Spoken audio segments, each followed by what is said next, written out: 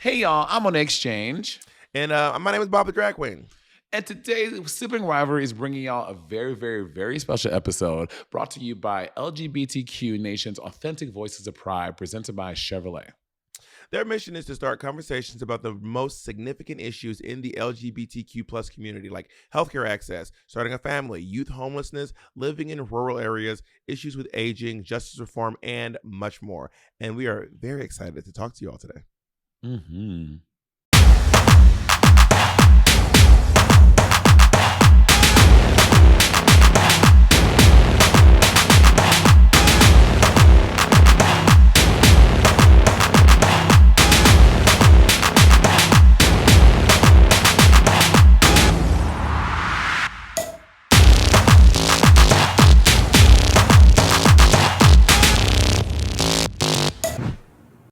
Bob the Drag Queen. I'll start.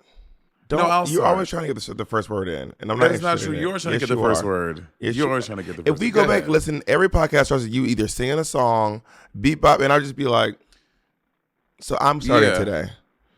We'll start. So hello, everyone. How are you all? I'm really excited to say we have a really special episode to bring to you all today. And it's brought to you by LGBTQ Nation's Authentic Voices of Pride, presented by Chevrolet. And the mission is to start conversations about the most significant issues in the LGBTQ plus community, like healthcare access, starting a family, youth homelessness, living in rural towns, issues with aging, justice reform, and stuff like that. And I love. It is very funny to hear you say LGBT. Why is that so funny? You think queer people are funny? You think queer people are a joke? No, not queer people. You're the funny one. You think queer people are a joke? No, that's a compliment. You're not funny. Actually, you're not funny. You think well, you're in the minority on that one. So you think queer people's existence is like some just big hee hee ha ha ha to you? Not a hee hee ha ha ha. You have so much energy today. This is so unlike you. So here's my question for you. What has your experience been like being a queer person trying to get some healthcare? Because it has been a very sometimes triggering and frustrating experience for me personally. Well, I got really lucky because I actually had a friend recommend me their therapist, and then I had a call with him, and then he did inform me that he was not allowed to therapize me because of there's laws, therapists in I'm probably gonna misquote this, but from what I understand, therapists in New York cannot give therapy to people who live in LA for some legal reasons. So anyway, but he's this really fierce Black queer guy, and he recommended me to a very fierce Black queer therapist who's queer affirming, and I didn't have to explain pronouns or explain trans people or non-binary identities. They just knew it was really. I've had it easy, but I realize that everyone does not have that same luxury. Well, because the T is a lot of the healthcare system is built on the assumption that patients are straight, cis, conform to traditional family settings and social situations. And, and the queer community, we're built different, as the kids say on TikTok. You know what I mean? Queer community, we have lots of challenges in a lot of those things that I mentioned before. And when it comes to medical care, we want to talk about our bodies and our experiences and not feel judged or not feel like the person's looking at you like you got 10 heads. Girl, imagine me trying to go to therapy. I am polyamorous, I am pansexual, and I'm a lot more attractive than the average person. So it was really. Why'd you laugh when I said the last part? Why was that? What was that chuckle? What was that chuckle? What was that? What was that? Maybe the average person in Columbus, honey. In New York, we're all a 10. We're dime pieces here, baby. Let's move on. Today's episode, Bob, we're going to talk about healthcare as a queer person. How was your experience as getting healthcare as a queer person, Ben? Girl, I didn't have health insurance until same. Until what? After I aged out of my mom's 3 years insurance. Ago? Yeah, after I aged out of my mom's insurance, after 25, I didn't have health insurance from 25 until 31. Yeah, I got off my mom's insurance at 25. I feel like Alaska at 25. And oh my God, Monet. You look amazing today. I love your shirt. What does it say? Baby, I'm a thick icon. Love that. That's Do pretty. you want to get you one of my shirts? I'm good. I did a pretty good Alaska though. I'm really they're very. No, you gotta talk like Alaska. If I wanted a shirt, I could get one. They're very cheap, so I could afford one if I wanted one. And I'm talking about the quality, not the price. Is that the energy you want to bring today? Is that the energy you want today? Because I can go there with you, Mama. I can go toe to toe. Oh, I can go further. But yeah, I got off my motorcycle insurance 25 as well, and then I got reinsured in my 30s, and I am now 37 years old. 36. I'm now 36 years old. Ooh, she's aging herself up. You know, Bob, it's okay. You can be 37. Ain't no shame in your game, baby. I mean, 37. Hopefully I will be 37 at some point. Let's be Fingers crossed. I'll make it. Let's be shocked. If you make it to 38, we'll all be surprised. Why? What are you saying? You got a hit out on me? Because you have health insurance, girl. Well, I do have health insurance. I am now. Oh, you have it now? Yes, I have. Can we say who we have? Do you feel comfortable saying who covers you? I can see. Yeah, I mean, well, you're secret about random stuff. Monet will be like, I don't want anyone to know what toenail polish I use. I don't want anyone to know. My toenail polish is it's a sacred thing to me. My toenail polish. Bob, I literally said on the thing. You came into the camera. You're like, Monet, anything different? And I was like, did you get some work done? You're like, Monet, how dare you say that? I did not. You said, what's up with your face? What you got on your face? Your face is weird. You did something to your face. That's what you said. Anyway, when I got health insurance, like you could not tell me. Like I felt like I put on my big boy pants. I thought I had an Amex Black card. I walk into the nurse's office. I was like, yeah. And I'm seeing the doctor now. She was like you and the 13-year-old girl behind you. Everyone here. But it does give you a sense of pride because back in the day when you were filling it out, they'd be like, and your insurance, you'd be like, I don't have any. They'd be like, I'm so sorry again. What's I don't have any insurance. I'm not covering. And then, so you're paying out of pocket. All right. Well, here's a Band-Aid. That'll be $18,000. But yeah, no, I definitely do. I used to stay at CityMD. Stayed at CityMD in the city. Why, Bob? Well, okay, first of all, I see what you're trying to insinuate, and it was usually because I found this out recently, which we've discussed in the podcast already. I would always get these intense earaches. I mean, intense earaches. And I was like, why does my ear hurt so much? And apparently I produce more earwax than most people. And apparently people with so when you get a lot of earwax, your ear starts hurting. Like it swells and your ear canal starts to hurt. And apparently, this is not my claim, but according to my ENT, who's your ENT, because I recommended you. You're welcome. You want to be me so bad. First of all, Bianca recommended me to this ENT. Everywhere I go, you go. Bianca Del Rio recommended me to this ENT. What year did you move back to New York City? Did I move back to New York City? Yeah, I have never moved back to New York City. No, you were living in New Jersey. You were living in New Jersey. That I went to college in New Jersey. Did you live? Did you go to sleep there? My home was still in Brooklyn, New York. Did you? First of all, I don't snore. If you ask Andy, I'm a very like dainty sleeper. I sleep. This is how I sleep. Well, just so you all know, first of all, Monet drools when she's wide awake. So you know. I do not drool.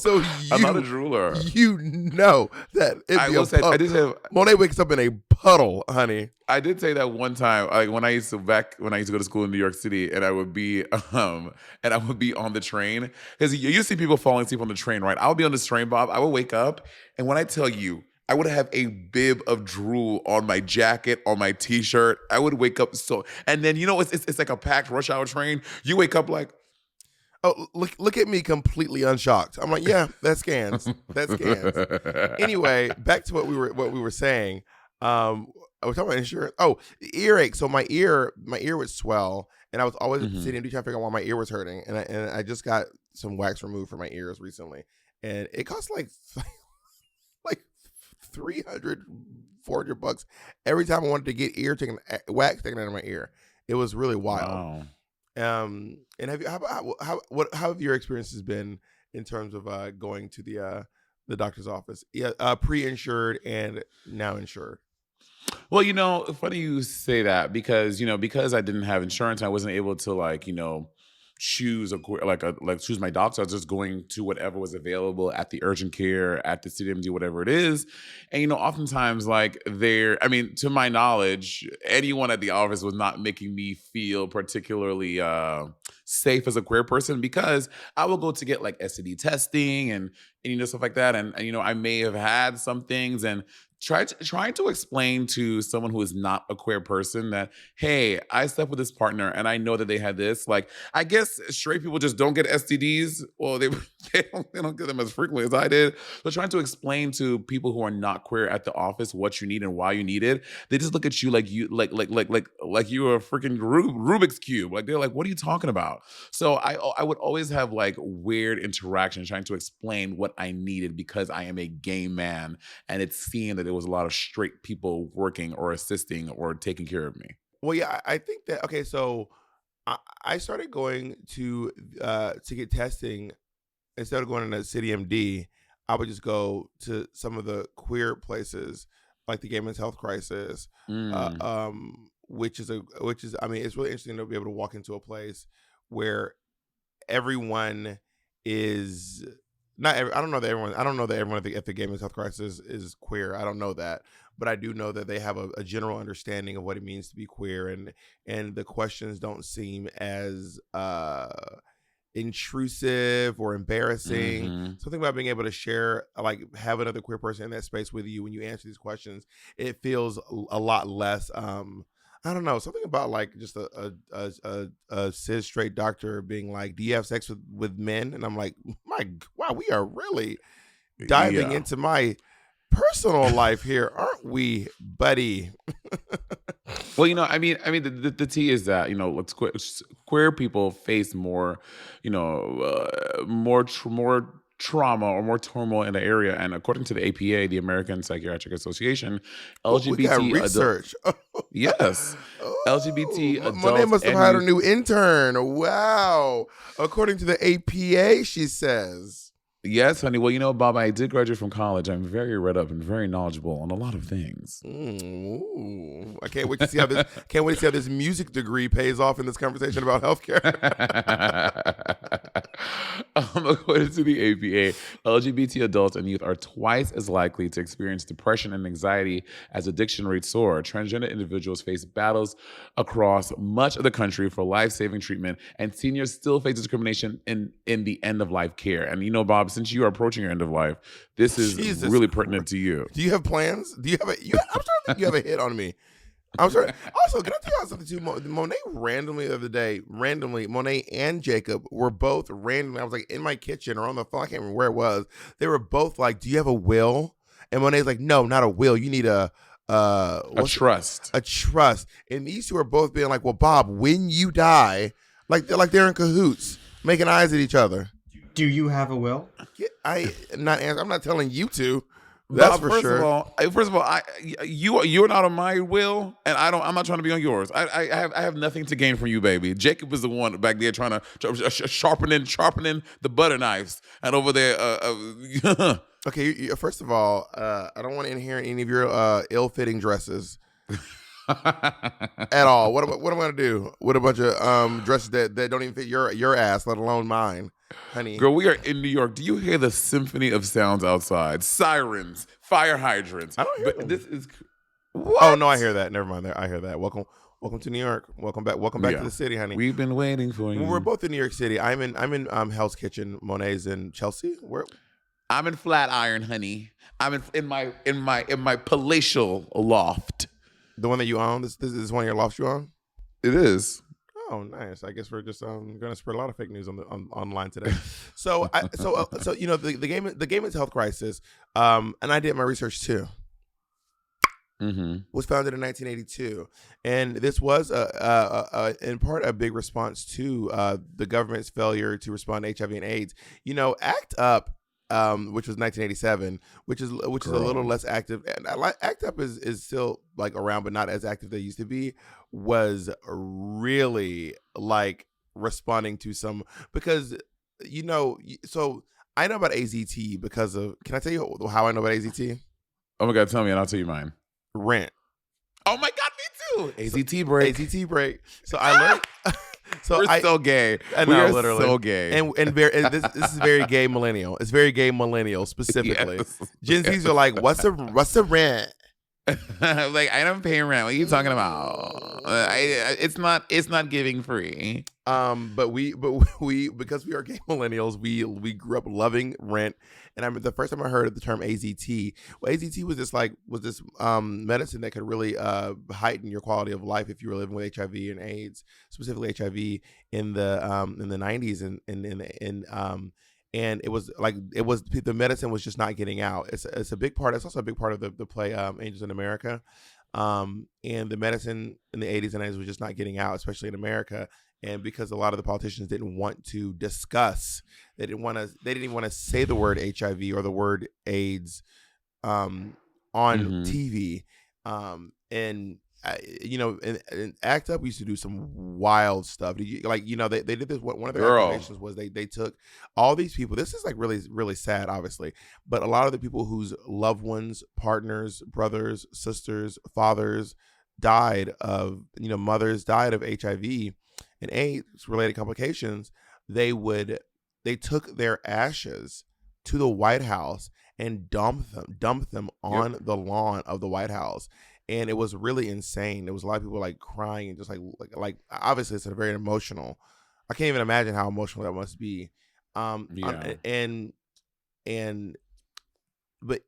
Act Up did a lot of stuff like this. A lot of really wild activism.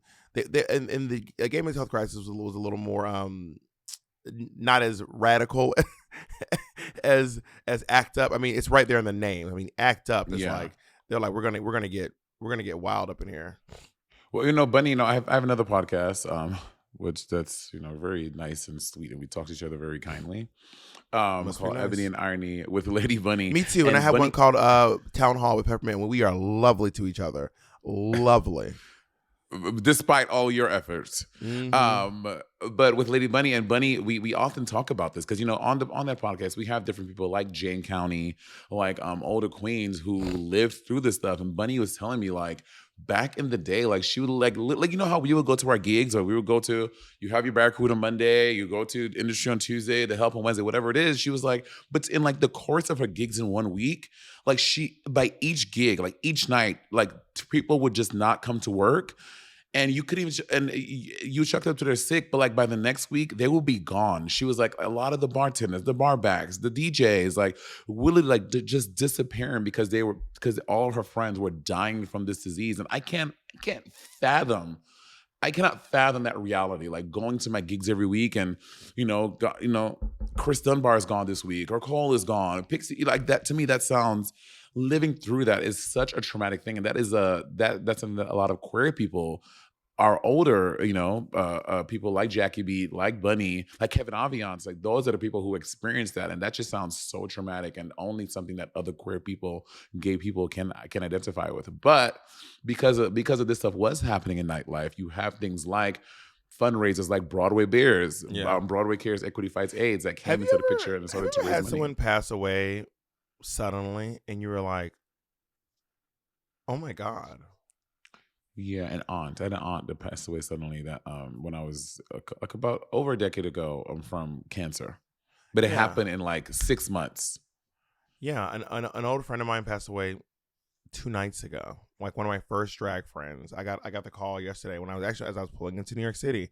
So, I want to send a lot of love to Dustin Poche, or some of your drag sisters know you, Dusty Poche. Really, really phenomenal, a talented drag queen, amazing costume designer, brilliant artist, like a sculptor. Just in Atlanta? No, here in New York City. But then she moved back to Kansas way before the pandemic. But I was just thinking, I got the news yesterday when I landed in New York City, on the way to my hotel, and I was just like, I can't imagine getting multiple of those calls a day. So I just wanted to send some love to Dusty Poche, who was a real true artist and just brilliant drag queen. and it does. My uncle is queer. My uncle Steve. Everyone knows my Uncle Steve. He got money. That's my line from Drag Race. My Uncle Steve, has been living with HIV Wait, you for. said that on Drag Race? I said this ad was paid for by my Uncle Steve. He got money. Do you watch the show, Tamar? Do you watch the show? It was a long time ago, my baby. It was a long time ago. Your season. Anyway, yeah, established, honey. But my Uncle Steve has been living with HIV and AIDS for I think over 25 years now. Wow. And and he's always going on about how a lot of his friends, and this was in Atlanta, so not New York City, but in Atlanta, he was always going on about how many people just did not make it through the crisis. But I do love that. Like, have you done any of the Broadway Bears or Broadway Cares or anything? I mean, at me and Pixie's show, at least one of our that shows. I gave you. Continue. Pixie, we would at least one of the nights we would like donate our tips or like a portion of our tips all to, and because we would make money at the help, right? And we would donate our tips to Broadway Cares because if you guys don't know, especially for a lot of queens and because a lot of like gay boys and Broadway folks would come to our shows.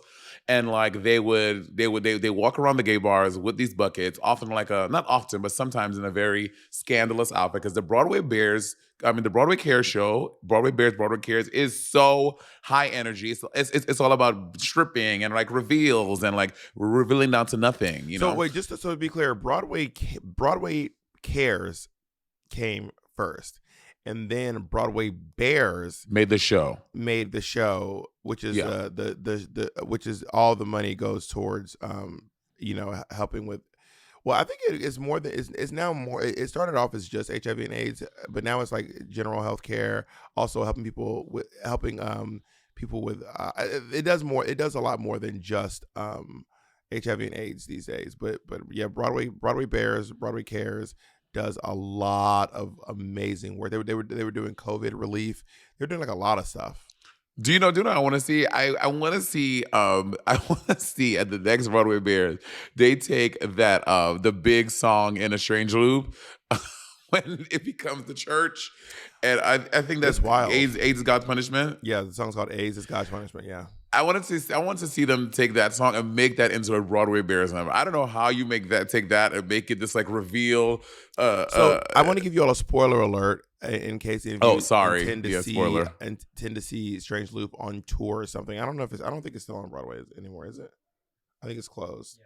Yeah, it's closed. But they're probably going to go on tour soon, or if your school's doing it. But at the end, school, you think a school could do Broadway Bears? I mean, schools do Angels in America. This is true, and they have like school. Yeah, true. I don't mean a middle school. I mean a college. Okay. Well, Bob, you said school. Girl, I'm from New York City. In New York City, in ninth grade, we did Rent in school. Girl, at my school, we had to get permission to do Little Abner. Okay.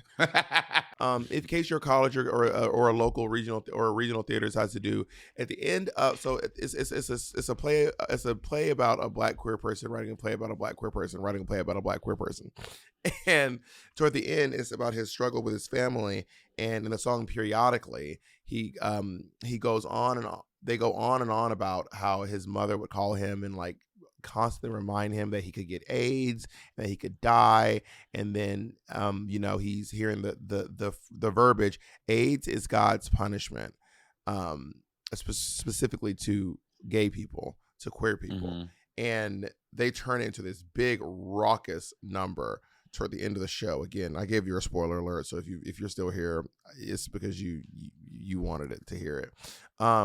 But yeah, it was a really wild, in your face shows like that, shows like Angels in America, which is just 7 hours of in your face about HIV and AIDS, written in the height of it, by the way, written and performed in the height of the HIV and AIDS epidemic.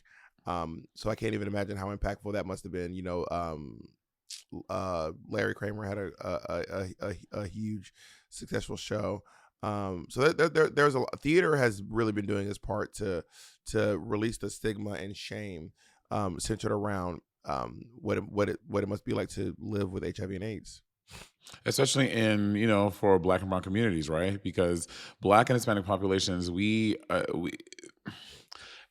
speak from my experience growing up as a Black person and what that looked like to me. Like in high school and stuff, I would go to a lot of Kiki functions and stuff at the Gay Men's Health Crisis over there on 23rd Street, and they talked a lot about educating people and young Black and brown people about AIDS, specifically in our community, because a lot of us don't have families, or our families kick us out, or we can't go back home. You look at movies like Paris is Burning, where a lot of these kids, they would be like 13, 12 down at the piers down at Christopher Street, because they have been excommunicated from the communities, from their families, because they're queer. And you hear them say, because my mom said, you gonna get AIDS, so you can't come home. So I think there's a lot of, especially in that time period, to educate people about what that it not only affects Black and brown people, it does affect us disproportionately, because we can't go home, because we can't get healthcare. And I think that because of things like Revolution in Color and a clinic for us and a community mobilized college,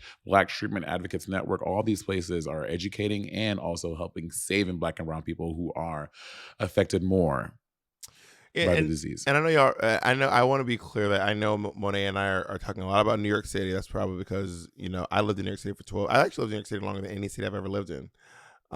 Actually, but there is stuff around the world, and I will acknowledge that it tends to skew toward larger cities. So if you go to New York City or LA or Chicago, Atlanta, LA has the Black AIDS Institute, which is it's about awareness and prevention and mobilization for people who are living with HIV and AIDS. They have a lot of remarkable resources over the Black AIDS Institute in Los Angeles, especially if you're Black Latinx queer person living in near LA County. They have like a clinic for us, which offers like respectful and culturally appropriate health services to like Black and brown queer people and other underserved communities as well. Revolution in Color, which is a social support system and programs for like Black and queer communities in Los Angeles. So there are programs, and I cannot recommend enough that you all go and Google what resources may be available in your area, because you might be shocked. Yeah. Have you ever remember when you and I went to the Latex Ball thrown by GMHC? Mm-hmm.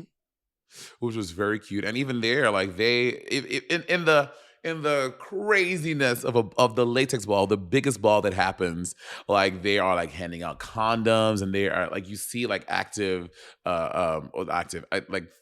tools and vehicles they have to keep to educate people about spreading the disease and how you can protect yourself and protect others, which I love, because as we said, we talked about it on podcasts before. We were there for like 9 hours. There are people running in Wednesday Addams wigs, Pugsley, Morticia, all these crazy things, but they're still doing their work to keep people safe and to keep people informed. Well, I mean, so coming out HIV positive is still very impactful in this day and age. Angina came out as HIV positive season 1 of RuPaul's Drag Race, like 15, 16 years ago. Trinity K. Bonet on season 6. I feel like RuPaul. Seattle. Billy Porter came out as HIV positive, and there's a great video of Billy Porter talking about that on LGBTQ Nation that you all should go check out. Yes, honey. Yeah. So we should try to get Billy as a guest on the podcast. Do you think we can get Billy on here?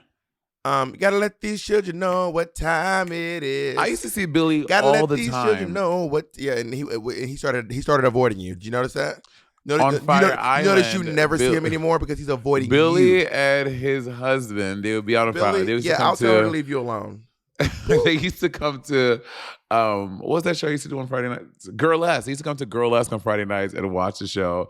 Billy would, and maybe I'm misremembering it. I feel like Billy would always be in like a full white outfit, no matter what night it was. I was like, how do you ever look at someone and be like, how do you have this many white clothes? I don't have any white clothes not in drag. That's not like a white t-shirt. I own a white suit. I have one white suit. Out of drag? Out of drag, yes. Like a suit. For what? For wearing on my body, Monet. For when did you wear it? When did you wear it? I wore one to my brother's wedding, and I was gonna wear one to the VMAs, but I chose to wear something else instead. You wore a white suit to your brother's wedding? Yes, I did. Why, girl? Were you the bride? What do you mean you wore a white suit to your brother's birthday? What? I mean when I said I wore a white suit to my brother's wedding. What do you want from me? Hey, you never hear you don't wear white to the wedding? You're trying to upstage the bride? It's not about you. Okay, It's that's about Shalana. That's typically a rule for people who dress in a very feminine form. And her name was not Shalana. I said Shalana. Her name is also not Shalana. What's her name? The mother of my niece, Tashira. It's Trelana. Tashira. Trelana's my cousin. Tashira is my niece's mother. Right. And my brother's current wife is Lindsay. But when he got married to Tashira, I wore a white suit because that's what my brother picked. All the groomsmen were wearing white suits. Y'all are country. Y'all are so country. You just call my family. You said I call your family name. Yeah, when we're country. I am from the South. I keep telling you I am from the South. I am from Georgia, Alabama, and Mississippi. I am as country as they come. Bob, you won't let us forget it. We know you're from every. Oh yeah, we know you're from every nation in the South. And you mentioned being raised in Brooklyn, despite living in St. Lucia for 18 years, but somehow you were raised in Brooklyn and lived in Atlanta for a year too. So what is the truth, Monet? You're from 8 neighborhoods in Brooklyn. You're from 3 different countries. You're from Atlanta, Georgia. You lived in New Jersey. So what's the truth, Monet? Where are you really honey, from? I'm a modern day Renaissance woman. Okay, I'm from everywhere and nowhere at all. Anyway, run not Renaissance, run a scam. That's what you are. You're a run a scam woman. Is what you are, honey. I want to talk to you about mental health, sobriety, and recovery, Bob. Things that sobriety, especially, is a thing. You know, okay, I don't know. I want to say you're first. You're obsessed with sobriety. You are obsessed with people not drinking and like you. I am not. What I literally drink. I drink like a sailor. You're obsessed with other people's sobriety. It is. I don't know. Yes, Monet, you are obsessed. You talk about sobriety more than I do, which is crazy. That I haven't had a drink in 14 years. That's the problem. Is that the problem? I think it says that there might be some other problems on this. You know, we have a saying, I'll save a chair for you, honey. You know what? Right about it. Right about it. I will say, I think you're like the first person I've known who's like done a program. Like I think maybe I met sober people before, but I don't think I was ever aware of like sobriety, like in the way that a lot of my friends are. Have achieved sobriety like that. The queer sober scene in New York City is actually really sickening. It's like massive. The queer sober scene in New York City is really, really a great. New York City, in my opinion, is a great place. Probably the best place in the world to get sober, especially if you are especially if you're a queer person. This is a wonderful, wonderful, wonderful place to get sober. Sober Living is a great program that I used to go to here in New York City. Sober Living is this really cool organization here in the city that would let you they would throw these parties because some people in the middle of their sobriety cannot go and just party at the clubs and the bars. Yeah. The reason I was able to go to the clubs and the bars because I had sober friends that I went to the bars with. Like it was me and like a group. I had this big group of like sober drag queens that I hung out with at a lot of my old sober Marty drag friends. Frosty. No, I did not meet Marty in sobriety. I met Marty in messiness outside Velada. Got it. I met Marty in full on messiana, honey. Mess the house down, mess. But anyway, we go out together and party and have like a lot of fun. And then the thing called Living Sober, there are these dances and these events and these shows, cabarets, drag. There's actually a really fierce sober drag scene. I was Miss Sobriety. I think it was 2011. Is that the year you did A Dress Will Be My Strongest Suit? No, that was the second year, the year after I won my second time doing it. Actually, my biggest competition, rest in peace, was Dusty Poche. Dusty Poche was like the queen to beat, and everyone's like, you cannot beat Dusty Poche. That's like, you will never. She's insane. She's like Dusty Poche, and and her and I actually really bonded over that. And I was very intimidated by her, very intimidated by her.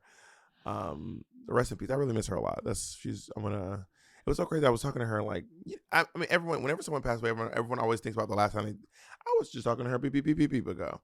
But because it really is wild to think about. But to your point, the fact that like I love that New York is is a great place to get sober, but it's like kind of the reason why like it's really important to build these communities and safe queer spaces. These safe queer spaces in rural areas, like in places, in small towns, like our two favorite cities in Andalusia, Alabama, and in Wauwatosa, Wisconsin. You can go and find a tribe and a community to get of sober people and sober community. I need to take you to Andalusia, Alabama one day. I've actually never been to Wauwatosa. I only know Wauwatosa. I've been near Wauwatosa because of Honey La Bronx. Honey La Bronx Honey La Bronx is from Wauwatosa, and everyone knows the reason why I always say those two towns. Years ago, there's a video of Honey La Bronx, and she's doing some gig, and she's like, "I'm from Wisconsin," and someone in the audience cheers, and then Honey La Bronx goes, "Wauwatosa, Wauwatosa." And I just will never forget that video of her going, Wauwatosa, Wauwatosa. That's why I know Wauwatosa, Wisconsin. And Andalusia, Alabama, years ago, I did a show in Andalusia, Alabama with the Missoula Children's Theater.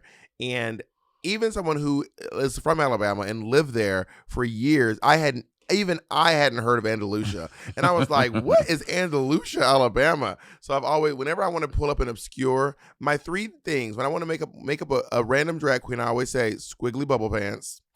Whenever I want to say a small town, I say either Andalusia, Alabama or Wauwatosa, Wisconsin. Do you remember squiggly bubble pants? Squiggly bubble pants. Wait, is that a real queen? No, it's just a name I used to always make up. I'm like, and here comes some new drag queen. Here comes squiggly bubble pants. Yeah, I do remember that. Monet, are you in therapy? I'm in therapy. Can you ask people if they're in therapy? Can you just go? Are you? Yes. I can ask you. We're friends. Are you in therapy? I've never had therapy. I'm just this well adjusted. Until you go to therapy and you find out. I hadn't started therapy until I was 36. You want to ask me how old I am? How old are you, Bob? 36. I went to therapy for the first time this year. I went to a queer affirming therapist. I felt like I was like, but honestly, I cannot believe it took so long, and I really cannot recommend, especially Black people. We need to be going to therapy. Black people, we need to be going to therapy. I feel like we're just kind of taught that we just don't, or it's just not a thing. Girl, these people stay up in therapy. They be. I was talking to my therapist. I was be booping. And there is this stigma around mental health that if you go to a therapist, honey, you need some help. No, just like you go see a doctor for your physical body, like a pediatrician or a general practitioner for your physical body, going to a therapist to take care of your mental body too. That is a thing. And for people who may suffer with mental health things, or you have suicide ideation thoughts, what if it gets as extreme as suicide ideation, I recommend everyone go. You can call the Trevor Project, yes, to get help. But also, there's more than just Trevor Project. Go to your local queer center and ask them what resources they have that might be available to you. You know what I mean? There's a lot out there. Trevor Project is definitely one of the biggest ones, though. Life-saving work, baby. It's very important. Más importante. But what I'm saying is, like, it really is like we gotta get our asses into a therapist seat or on a Zoom across from a therapist. You owe it to yourself. And there's a lot of really fierce people advocating for queer affirming mental health. Constance Zhao is working to make sure that people can get queer affirming mental health and attending medical school to pursue psychiatry. And we need a lot of people like that. Like, they co-founded the Will Cornell Medicine Wellness Clinic, which is a student-run resource that provides mental health care to queer people while serving as a training ground for the next generation of practitioners. But this is the kind of stuff that we need in in the world. I think that they began therapy for the first time in their 30s. Same here, honey. Also started for the first time, and they have a history of family, like a family history of mental illness. Hello, same here. Do you have a history? Okay, Monet, do you have any mental illness in your family? Not that I'm aware of, especially not in my immediate family, but no one in my family. Oh, so y'all just No one in my no one in my family smokes. No one in my family does anything. I am. Weird when I flex. tell you, I am the kookiest thing in my family. Like my family looks at me like this. You're the kookiest thing in my life. Okay, and I'm a world famous drag queen. My family looks at me like this dude is out here. He's a drag queen. Why do you never do Caribbean accents when you talk about your family? Like when like they're not saying they don't go this dude. How do they say it? They don't. My family up here in the States, they don't have accents. Okay, well, how about the ones in Saint Lucia? I'm not speaking like that. I'm not into that. Okay, well, y'all Google the video, Monet winning the Miss Caribbean pageant. If you want to hear Monet's St. Lucian accent, just Google As Sweet as St. Lucia, and you can find Monet doing her elusive St. Lucian accent. Not elusive. Yeah, so I don't think. Oh, by the way, when I do go home with you, St. Lucia, I'm gonna be secretly recording every word. Anyway, like I said, I will be recording every word. So y'all, we're gonna feast on this day, honey. My family may have it, but no one is, at least not, it's undiagnosed. And as far as I can tell, everyone in my family seems to be okay. So maybe it's coming later. Maybe ours kicks in like later on in life, like in our like 70s and 80s. Just to be clear, because you have something with your mental health doesn't mean you're not okay. And I think that no. I'm saying, but it may be undiagnosed, not diagnosed, like undiagnosed. Like maybe someone has BPD, or maybe someone has, I don't know, but they may have it, but they've never been to a doctor to get treatment, or. My family is riddled with mental health, stuff, and there's a lot of it going on in my family, and I definitely, something my mom used to always say. I used to ask my mom, because my mom, when I was a bartender, I was one of the folks who wanted to be like a career bartender, like whatever the alcohol version of a sommelier is. I wanted that, but for like spirits and not just a drunken A. Yeah, I mean, basically, I wanted to be one of those bartenders who flipped the stuff. I wanted to own bars. I was obsessed. I was obsessed. I was deep in my addiction, obviously, and I was every breathing second of my life was either about drinking or figuring out how to drink or making cocktails or all this kind of stuff. And I used to try to get my mom. I wanted to make her drinks at the bar I worked at. My mom would not. She would not drink, and I'd be like, "Why won't you just have a drink?" And she's like, "Well, there, if other people get hooked on it, why wouldn't I?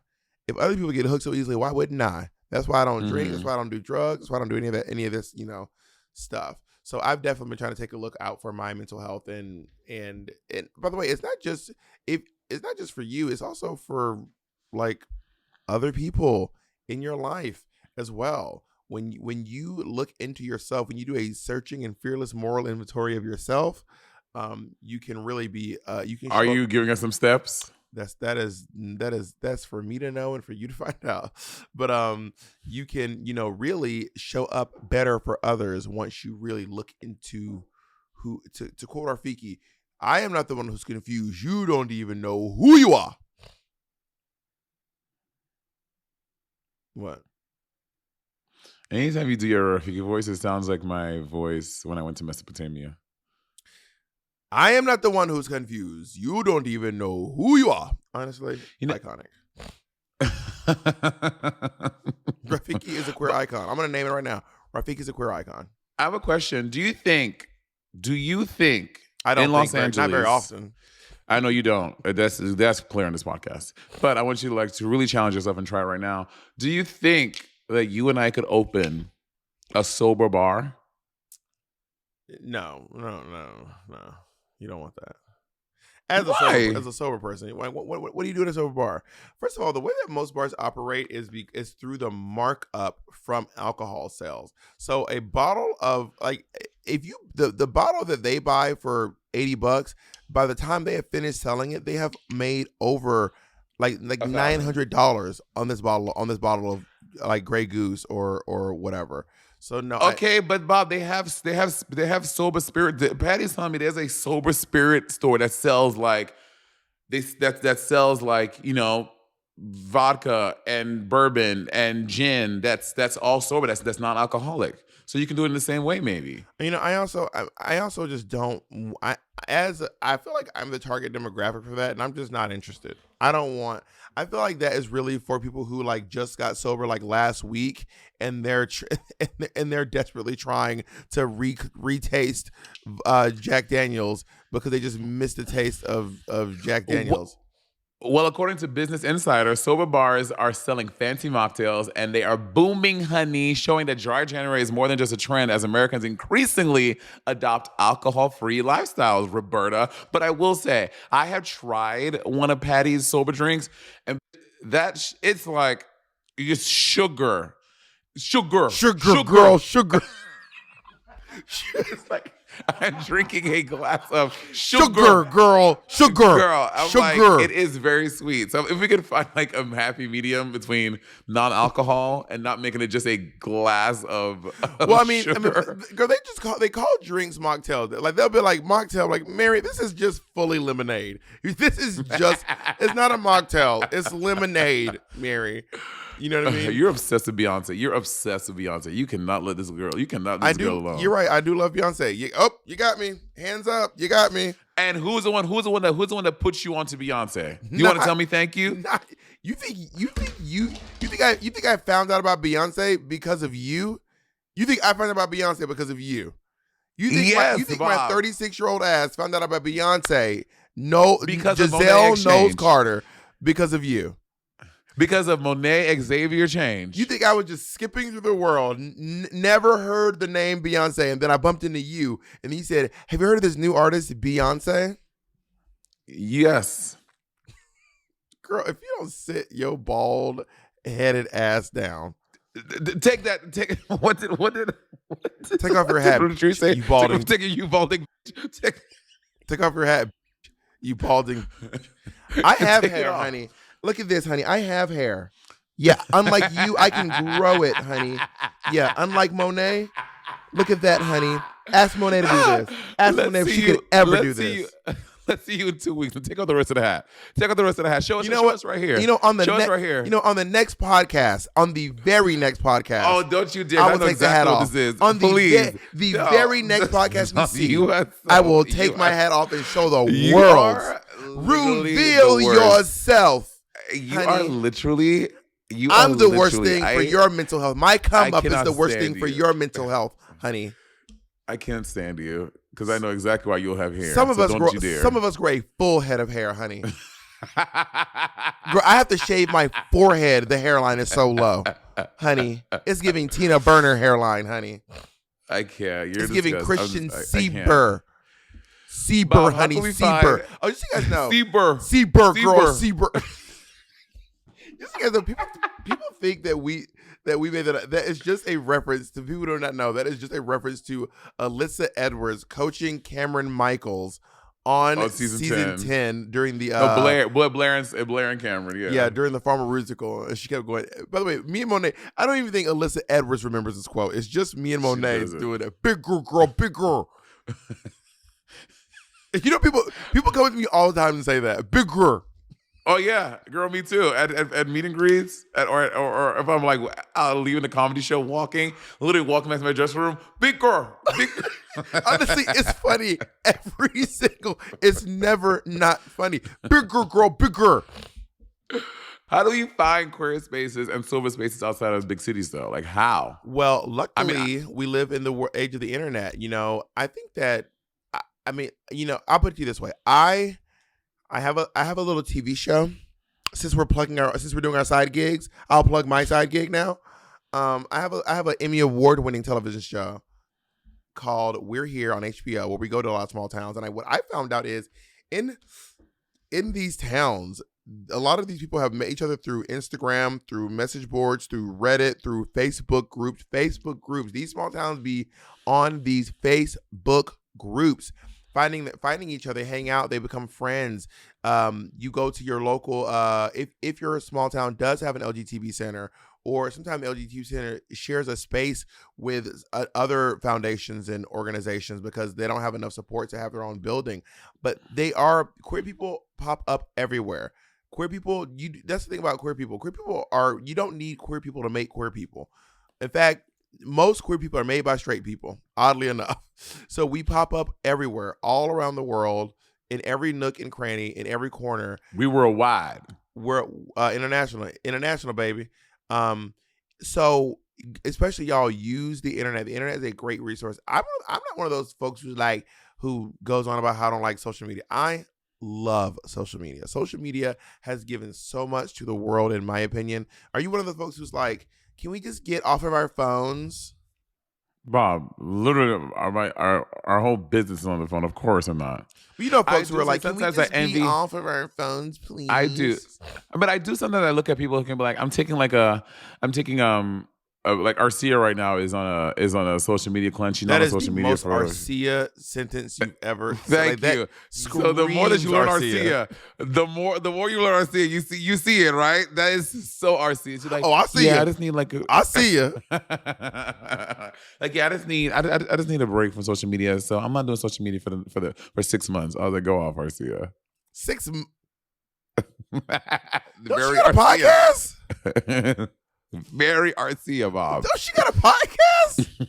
Very Arcia. Well, she want to hear this for 6 months. We can say whatever we want to say. Say what you need to say. We have 6 months to think of a rebuttal. Yeah, so utilize things like TikTok, like Instagram, like Twitter to find those spaces. And Kamika, recently I was hanging out with Kamika and she turned me on. Because I'm not on Facebook anymore, but I forget the Facebook group. Or like Facebook, there's like a whole other side of Facebook that's like about all these groups and stuff and how people do this stuff. Look into that. This group that we were talking about was not about this, and she told me not to mention it in the podcast. I'll tell you offline. But Facebook got some groups about everything. Yeah, I used to have a group called Everyday No Matter What, which this is what I was working out every day, no matter what. I was like, every day I'm going to do some form of working out, no matter what. Which I think I might get back into. It's a hard acronym. ENMW.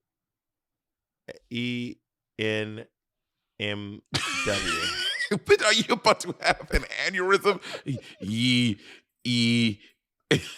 What the hell was that? Who's gonna love me? Oh, you and I need to have a movie night. We need to watch this new Monique movie. Everyone's talking about it. Oh, the scary one? The Reading. It's a scary one, right? It's her big return with Daniel Lee. Lee Daniels. Yeah. I was saying his name like it appears in the phone book. Isn't it wild that back in the day you could just look up someone's name and get their home address? That's crazy. That's crazy. And you had to call the phone book to have your name taken out and pay them. I think I might have made that part up. Bob will add details, and you had to call and take it up, and a ransom, also pay them.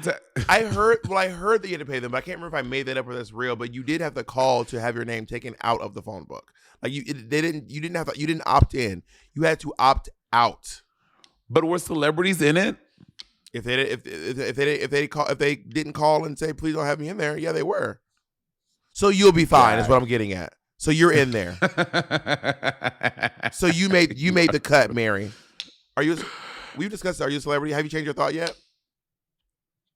I think I when we had that conversation, I said, yes, I am a celebrity. I mean, I think there are varying degrees of celebrity. I don't think you're on the last level. Make I don't that think clear. I'm Whoopi Goldberg. You're not Bob the drag queen. Girl, let me I almost said something that ended our friendship. Like what?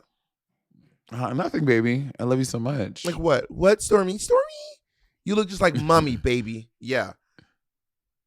Everything I do. You claim you don't like me, but do everything like me. That is what gets me.